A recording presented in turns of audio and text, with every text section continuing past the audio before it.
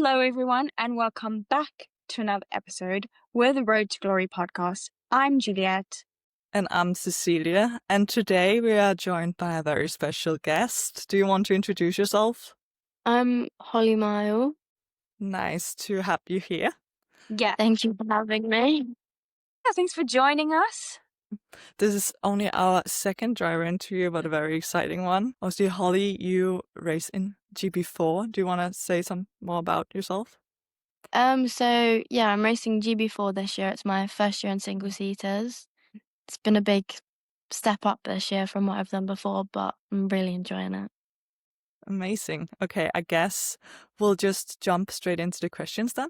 To start off with, we want to say that the questions are a mixture of some questions that were sent in by fans on our Instagram mostly, and also questions we came up with ourselves. So for all our viewers, if they ever want to get in questions for future interviews, make sure to follow us on social media. But yeah, the first question is that obviously you started karting when you were 7 years old. So how did that come about basically?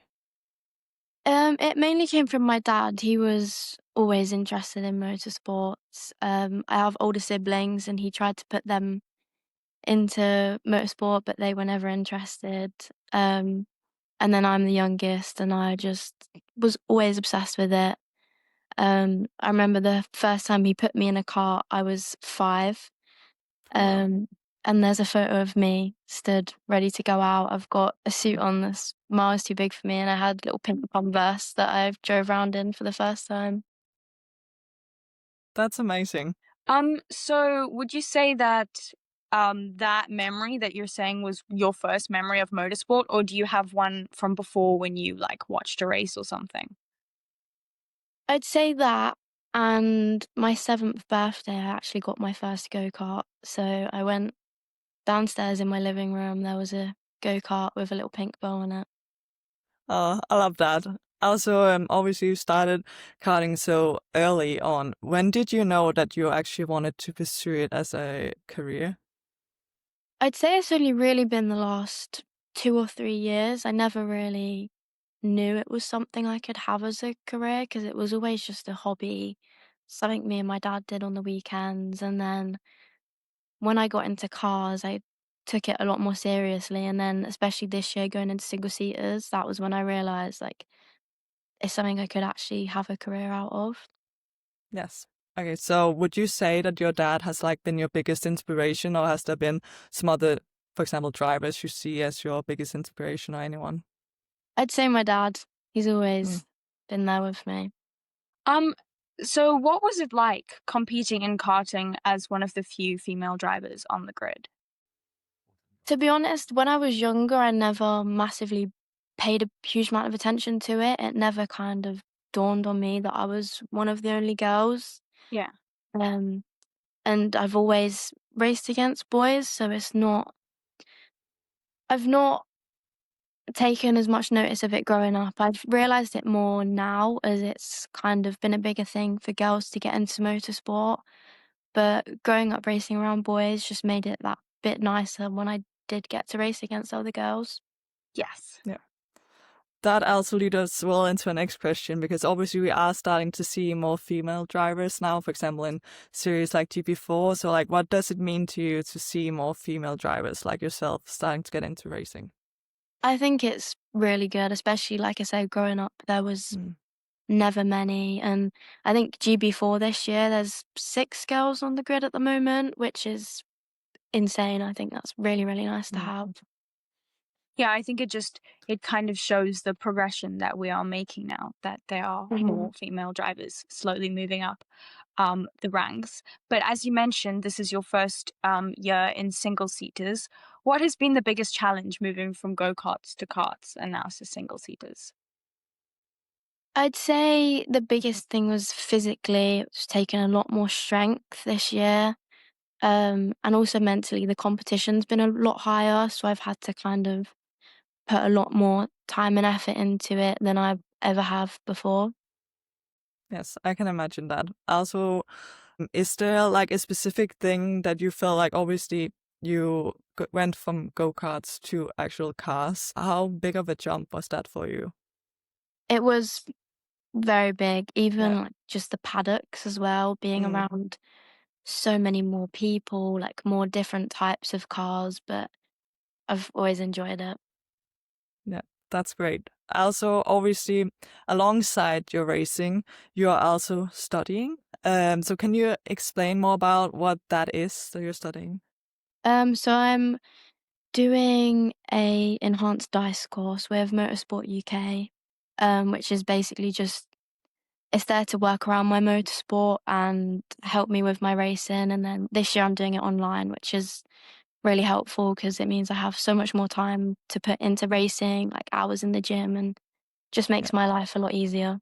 Yeah, I can definitely imagine because one of our other questions was also like, how do you balance racing and studying and also having a social life? Yeah, doing school online makes that a lot easier. And it helps having people around you that kind of understand the racing and what you're doing. And yeah, everything just kind of works out when you've got all the resources you need. Do your Yes. friends like watch motorsports as well? I'd say majority of my friends are actually racing themselves. Okay, Um, that makes I sense. do have, yeah, I do have some friends that don't race, but I like to keep social life and racing life kind of just separate. Yeah. Mm. What is your favorite thing to do outside of racing? I've recently been getting into golf. Oh, That is taking up a lot of my time at the moment. So are you following the Ryder Cup at the moment? no, Oh, right. No, I'm not either, but it's it was only on. been it's only been the last month or so I've been getting into Okay, golf. So I've just been having some lessons and nice. trying to get the hang of it. Yeah. And if you weren't racing, what career do you think you would be pursuing? Honestly, I wouldn't have a clue. No. I would have absolutely no idea because my life has revolved around racing since I was so little. Yeah. I've not really known any different. Is there something you would say has like been the biggest challenge in your career so far? Um, I'd say the jump, kind of making through different series and like different types of cars and kind of having to adapt myself and whether that's physical strength or mentally or like the challenges and stuff that comes with it. As we mentioned, there's a lot of females getting into motorsport. What advice would you give young girls starting out in motorsports? I'd say to just do it and not let being in the minority kind of change your mind because I think where we are now, it's a lot more accepted and there's a lot more resources and things for girls, which makes it a lot easier. Definitely. I can also imagine that obviously now with the visibility of F1 Academy, that that definitely brings a change. Yeah, yeah, Yeah. massively. And now obviously you are in GB4 and there's only one race left this season. So if you are like looking back at the season that has gone by, is there like anything that you are specifically very proud of that you have done? And also maybe something you wish you could have done differently? Um, I think having a top 10 finish in my first season, um, that was a bit of a confidence boost almost. It kind of just made me feel a lot better about it. And then getting better wise, I think just having more confidence in myself in the car, I think that would make quite a big difference for me. Yeah, very, very impressive with a top 10 finish in your rookie season. Um, if you had the chance to have like a 10-minute conversation with your future self, what do you think you would ask her? Gosh, I I've never thought about that. No, don't even know what Hmm. I'd ask my future self, to be honest. no. I'd probably just want to ask what's happening and what I've Yeah. done and where I am. Yeah, just get a Definitely. little insight just so Yeah. you see that you're on the right path. Yeah. Obviously, as you mentioned, you will ask like what is going on in your career, what you've accomplished so far. And can you talk more about what your goals and dreams are and like, for example, where you see yourself 5 years from now, maybe? Um, I'd say as far as goals, it's kind of just to stay within motorsport and have a career out of it and stay involved. And then in the sense of in 5 years' time, honestly, I kind of just, at the moment, just going with the flow and Yeah. kind of seeing what comes to me. Definitely. That makes sense. Yeah. Also, like, obviously now we are at the end of the GB4 season. You probably can't tell us too much about what your plans are for next year, but like, do you know what the next step for you will be right now? Not No. yet. No. Still working on it, I'm Yeah. sure. Also, obviously, there's a lot of talk about female drivers also in GB4 trying to move up to F1 Academy, and also like the highest ranked female driver will like get prize fund towards that. Is F1 Academy something you will be pushing toward within the next couple of years? Yeah, I'd definitely say it's something I'd like to do. But I'm also aware that it's not my only option. There's so No. many different things out there, so I'm just trying to kind of go with what comes to me and Yeah. kind of make the most of what I have. Keep your options open. Like, lovely Yeah. to be there, but it's not the be all and end all. Yeah. If there was one race in the whole world you'd like to win in the future, what race do you think that would be? Gosh. I'd like to win a race at Silverstone, being my home race. I think that would Yeah. be Yeah. very special. Definitely. You hear your national anthem, you're on the top step, just the ultimate vibes. Yeah. That would be magical. I'm sure that's what every racing driver hopes and dreams of for themselves. Do you have like a dream teammate? It also doesn't have to like be a realistic teammate, but like anyone can also be someone dead. It's just like, what would you imagine being your dream teammate? I wouldn't say teammate, but more in the sense of like idol. I've always loved Lewis Hamilton. He's always been my Yes. favourite driver ever since I was very, very little. So Feel like yeah. you could learn, being a teammate with him, you could probably learn a lot from him. Yeah, massively. Yeah. Definitely a great choice. Honestly, I love Lewis Hamilton myself as well. He's definitely one of my favorite drivers too. So I think he would be like the ultimate teammate, to be honest. I also feel like Lewis Hamilton, in my mind, like before I got into F1, he's bigger than the sport. Like I knew who Lewis Hamilton was even before watching F1. So he's such an icon. Yeah. What would you say is your favorite part of a race weekend? I'd say the actual race. Qualifying is the pressure of qualifying I'm not a fan of, to be honest. No. But the actual races, especially when you have a good race, I don't think anything really beats that. No. I can imagine the that. feeling. Yeah. We don't drive, but we can imagine. No. Also, like you mentioned, qualifying being stressful. I can also like imagine because in GB4 the qualifying is only like 15 minutes long, right? So like short time to put in a lap. Yeah. Well, it was worse when I did Janessa Juniors. That was only 3 laps. Oh my gosh. Sounds awful, honestly. And it's like all of this pressure builds to this one tiny little moment, and then if you mess it up, you mess it up. So Yeah. I can imagine it's very stressful. That I can definitely imagine that in a race, also you just know that you have to move forward, so it's like more straightforward in a sense, where like not as much pressure gets to build up. Do you have any like pre-race rituals now that this is your favorite part of the weekend? But like, is there anything you do before you get into the car? Always warm up with. I have my coach there, Sasha. We're always warming up, kind of getting ready to go out. And if I don't do that, I don't feel ready to get in the car. Some drivers, I've heard, they like put on their left glove before they ride because they think that's lucky. Do you have any like superstitions? No, I think I always get in the car on the same side. Okay. Yeah. But that's not like a superstition. I think it's just what I do. Habit. Yeah. Yeah. Is there like any specific meal that you want to eat before a race, or like specific type of food? On race weekends, I tend to just kind of snack rather than eat because it's like the nerves. I get scared that if I eat a full meal, I'm just gonna feel gross for the race. Do you have like a specific playlist that you play before you get in the car, or are there any songs that really like motivate you, get you in the mood? See, everyone's always surprised when I tell them I don't listen to music on a race weekend. Well, you're Never. focused. Yeah, never have, and I don't think I could. I don't know what it is. I've just never done it. Outside of a race weekend, do you listen to music? Do you have a favorite artist?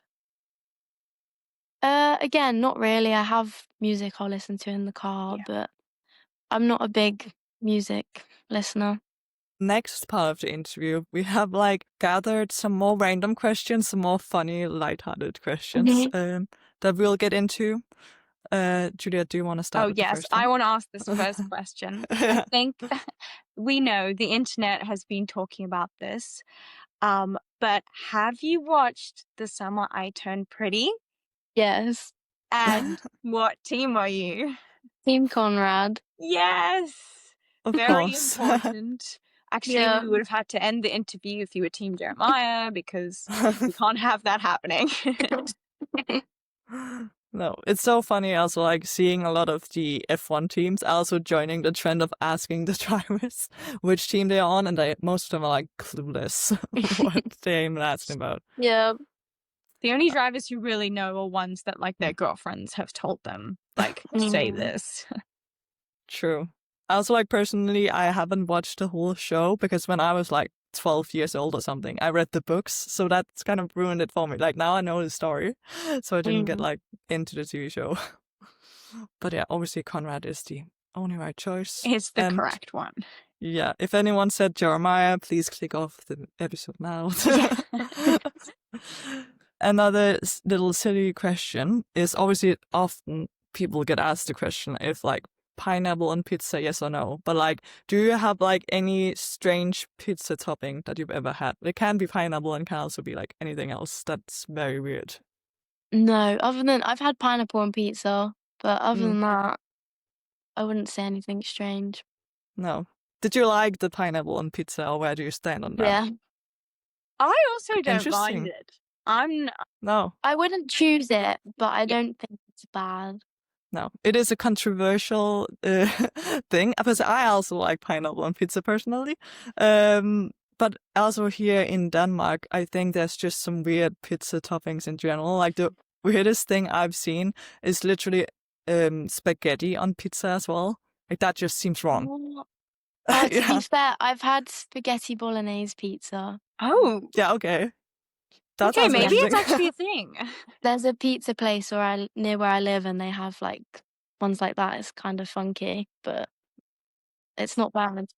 After this interview, no one of us will ever be allowed into Italy after talking about pineapple on pizza and spaghetti bolognese on pizza. We've been banned from the country. Yes, literally. Are you a dog or a cat person? Dog person. 100%. Do you have dogs? Yeah, 2. What are their names? Well, one's Poppy and one is Lola. Oh, they're Tibetan terriers, so they're just quite small and fluffy. Aw, that's dogs so nice. really are man's or woman's best friend. 100%. Well, my littlest dog, I actually got her when I was in karting. My dad told me one time if I went out and got a podium, he'd get me a dog. Oh my God, I love that. I went and got a podium and he had to buy me a dog. There was motivation. You were like, I really want this dog. I'm going to get the podium. Yeah. That's amazing. I also have a dog, and that dog, it's a golden retriever. He's like my son. Honestly, we love that. Yeah, I couldn't live without my dogs. I don't think. No, I agree. They're such an important part of your life, and they bring so much joy. And just I feel like sometimes when I'm stressed, I can go be with them, and then I feel like they take my stress away because I can just focus on they're there for comfort. Yeah. And next question is there a specific car that you would consider your dream car? Honestly, no. I'd love to have lots of cars when I'm older, but in sense of dream car, there's not really one car in particular that I massively want. No. Also sounds great, just wanting to get multiple different nice ones. That's a nice goal in itself. If you could only watch one racing series for the rest of life, what would you choose and why? I'd say Formula One because it's what I grew up watching and I love Formula One. Yeah. But I also think any Formula 4 series is actually more interesting to watch. In terms of the racing itself, I think it's a lot more fun. I think we say this quite often on the podcast, but if you like watching a Formula One race weekend and you think, oh, that's been so boring, you literally just need to go a little bit down in the series and it's chaos and so much happens and there's such good racing, which is why we have the podcast, because we want everyone to watch it. But yeah, like Formula One's not... It's a great series. It's a pinnacle of motorsports and single-seaters, but also there's such good racing lower down. Yeah. It's definitely easier in the lower categories to like get more proper wheel-to-wheel racing. It's really fun to watch. Also, obviously, you mentioned loving F1. Do you like see yourself pursuing a career in F1? I know you say you just take things as they come, but like in an ideal world, would you want to like make it to F1 one day? I mean, I think F1 is everybody's dream goal. Every racing driver, they're like, oh, I want to be a Formula 1 driver. But definitely. Yeah. I know you mentioned that you have Lewis Hamilton as your favorite driver. Do you have a favorite team as well? In terms of Formula 1, I'd say either McLaren or Ferrari. Nice. I'm a McLaren girly myself, so I approve. Yeah. McLaren are also one of my favorite teams, but my main one is Mercedes. So still not over Lewis leaving us, but it's okay. It's good to see him race for Ferrari because obviously that's so iconic. Yeah. Definitely. Do you have like a dream track you would want to race on at some point in your career? I really want to drive Spa. I went to the 24 hours a couple months ago and it made me really want to drive it even more. Yeah, such an iconic track. Yeah. It's absolutely insane. Also, like, I think it was actually the answer that Ava Dobson also gave us when we were asking her about dream tracks. Like, it's just one of the tracks that every racing driver wants to, like, experience. Yeah. We hope to see you there in the future so that you can take that off the list. Yes. Also, another very random question is, do you have a name for your GB4 car? No. And I've seen people name their cars before, but I've never had a name for any of my cars. No. My, like, family car, we've named her. Her name's Jazzy because she's like a Honda Jazz, which I think is quite random. But then that's my mom's car and my dad's car. No, we haven't named, but it's like she's a female. Always. Yes. I actually don't think we have that many other questions. Do we have any we want to ask? No, I think we've answered everything that I really wanted to. But yeah, just thank you so much for joining us. Thank you for for sharing having your me. story with our viewers and the world. Yeah, let's say the world, because the world is definitely watching. Yes. Before we end this interview, is there like anything you want to say before we like leave? Anything you're like, I don't know, about... Obviously, you have your final race in GB4 next week. Like, anything you want to share about that? I'm really looking forward to it. I think the last race of the season is always the best one, and Donington is one of my favourite tracks. So hopefully it should be a really good weekend. And everyone that is watching this should also go and watch. Go there if you can, or just go and tune in, watch the weekend, and make sure you're cheering for Holly, because we will be. Yes. And when this episode is out, it will be this weekend that the race is on, I believe. So fingers crossed for you, definitely. We hope you end off on a high. Thank you.